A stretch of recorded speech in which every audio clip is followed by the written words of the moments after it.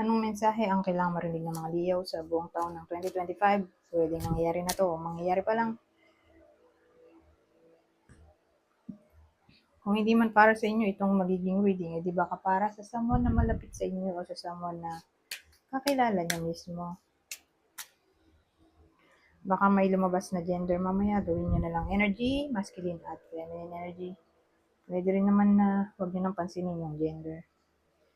Hindi ko masasabi kung anong lalabas.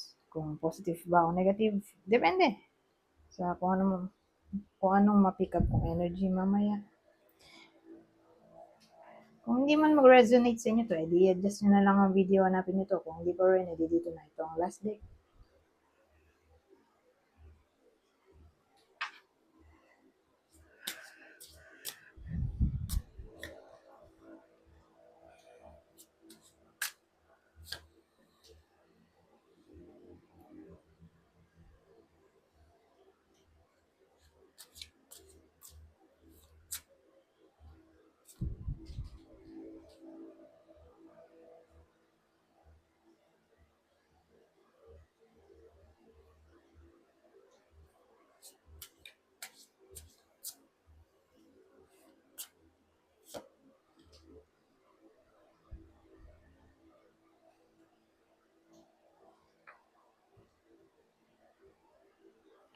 Well, ang dating sa akin, mabibigyan kayo ng premonition sa 2025. Whether sa pagtulog nyo to, nakita nyo sa panaginip nyo, o bigla nyo lang nakita sa isipan nyo, alam mo yun, yung biglang na-visualize habang gising, para kayo na naginip. Na magkakaroon ng iba sa inyo ng negotiation. At ito ay tungkol sa career. So, kung yung iba sa inyo nasa business, yun nga, mukhang may collaboration na maaaring mangyari. New contract, project, deal. Na para bang magiging successful kayo dito. Kung walang business, edi career to, mapopromote ang iba sa inyo. So, tatama lang to sa mga tao na magkakaroon ng panaginip tungkol dito sa promotion o negotiation, collaboration, teamwork, tungkol sa pag-earn ng money o partnership ng business. Pero ang maganda dito, magkakapera nga ang iba sa inyo. Malaking halaga to. Kasi promotion to eh. O new job. In a way na kayo ang mapipili sa posisyon na mataas kung mag-a-apply ngayong 2025. Kasi may competition eh. So naisip ko, ito yung application. Siyempre marami kayong mag-a-apply. So kung sino yung mapili, di siya yung panalo sa posisyon, ganyan. So again, may iba sa inyo na magkakaroon ng posisyon. Mag-a-apply kasi sila sa ganong posisyon. At ayun, magiging masaya sila kasi nakakaroon sila ng mas malaking income compared last year o noong 2024. So maganda ang takbo ng career o pera sa 2025 para sa mga Leo.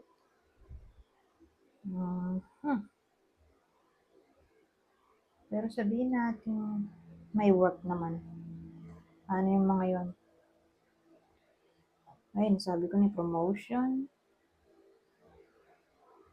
O magre-resign, mag-a-apply sa ibang company. At mas malaki yung salary doon. Mas better yun kaysa sa old. Kung walang work, edi mag-a-apply nga. Matatanggap. Malaki sahod. Basta ito tungkol sa career o pera. So again, di nawawala ang topic ng promotion sa iba.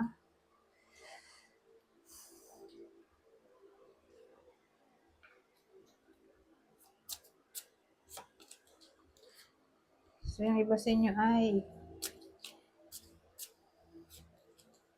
nako,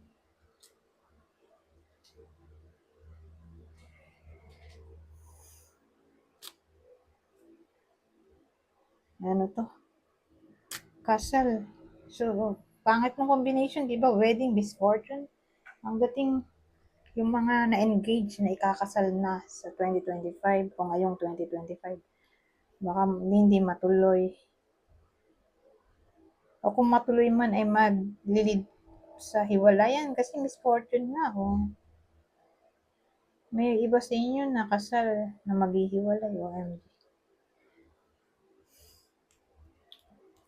Siyempre, hindi naman lahat ay tatamaan ng wedding na to. Etong clue. Beware.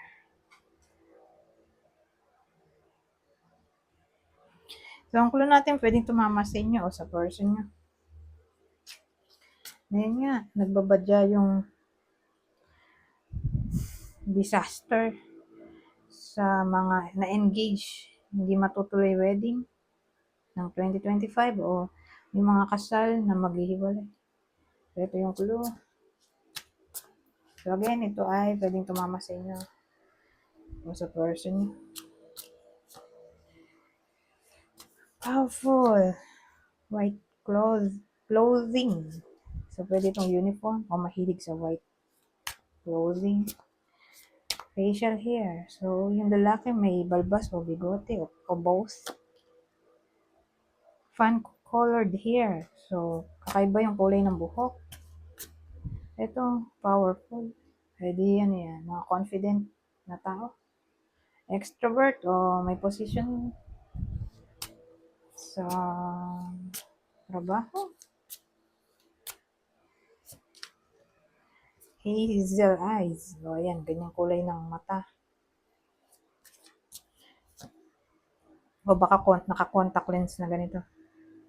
Kanina, white clothing. Ngayon, black clothing, no? So, siguro mahilig sa black and white na damit. O baka uniform to. May uniform bang all black? Oh, meron nga. Meron din pala. Sa mga trabaho na madumi. So, para hindi kita yung dumi. Di black. Black ang damit.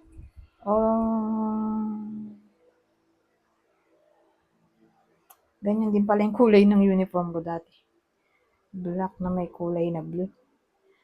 So, ayan. Baka uniform to o mahilig sa black and white. O black o white.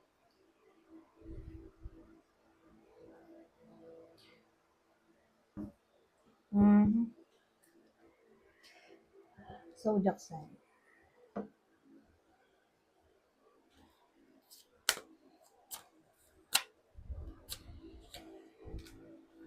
Ito yung zodiac sign ng partner ng Leo. Cancer, kapwa Leo,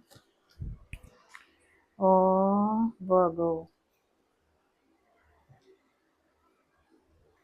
Bago ko lang sandali ito. Mga nakakalat na deck.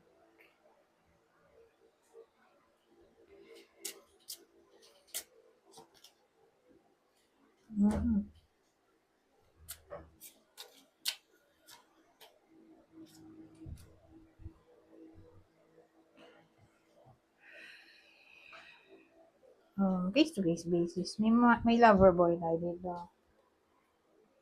So, yung lalaki, mukhang may liligawan. Lalaking Leo. Pero kung in a relationship na yung lalaking Leo, edi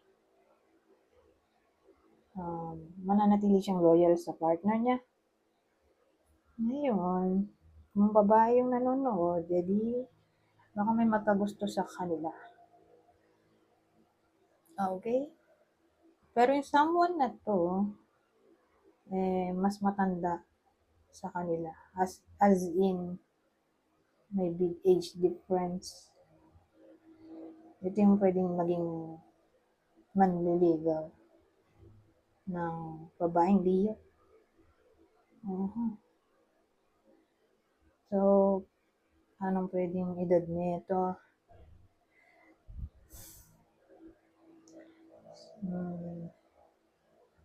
Mga 40?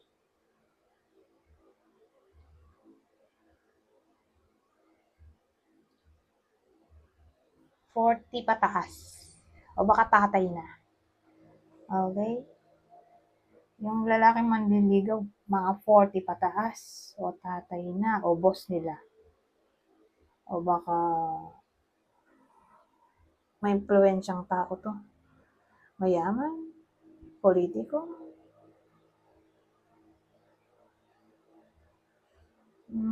O may sariling kumpanya, wow.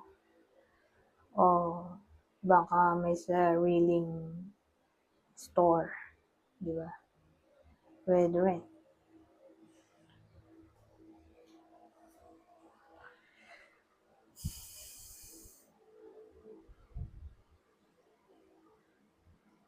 Anyways, sa madaling salita, may in love. Whether babae o lalaki, yung Leo, dito. Pero tingin ko dun sa lalaki, kung may liligawan man siya, eh ganun nga edad, 40 pataas. O tatay na siya. O boss, politiko, may impluensya, mayaman, may kumpanya, o may store. Siya yung may liligawan ngayon. Kung in a relationship na siya, di loyal. Mananatiling loyal tong lalaking to sa partner niya. Kung babae nanonood, may asawa naman. Paano yun? E di magiging sweet sa kanya yung asawa niya kung ang asawa nga niya ay 40 pataas. Yung mga binanggit kong description, yun, ganun. Ganun yung clue. Doon lang sa kanya tatama yun. Kung ganun yung description base dun sa sinabi kong lalaki. Ngayon, ibang mensahe ang masasabi dito. Empowerment. You're more powerful than you realize. It's safe for you to be powerful. So, walang masama kung bibigyan nyo ang sarili nyo ng kapangyarihan para kontrolin ang sarili nyong desisyon o para makapag-lead ng tao bilang leader. Pwede rin ganun. Parang encourage na maging powerful sa taon na to. Who knows? Baka nga, ano.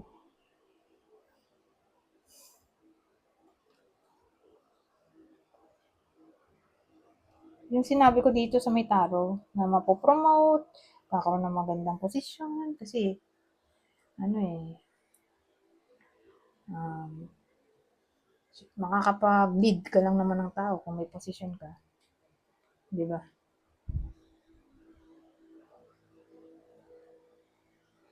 Nag-rumble-rumble na sila. Kalimutan ko na. Magkakasunod-sunod.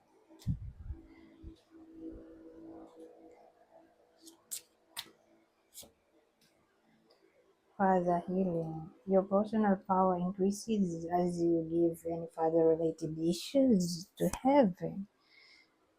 So, para sa iba sa inyo, may tao na tatay na kailangan daw nyo patawarin para mas mag-increase ang personal power. So, kung dito tatay nyo ay tatay na siya na nakaaway ng iba sa inyo.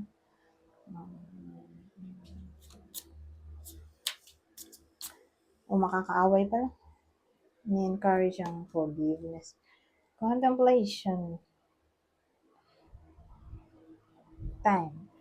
Spend time alone, meditating upon what you truly desire. Contemplation. So, sa taon na to, and-encourage na wag muni-muni sa kung anong gusto niyo talaga makuha, marating sa buhay. Bigyan niyo ng time ang sarili niyo para, yun nga, makapag-isip-isip.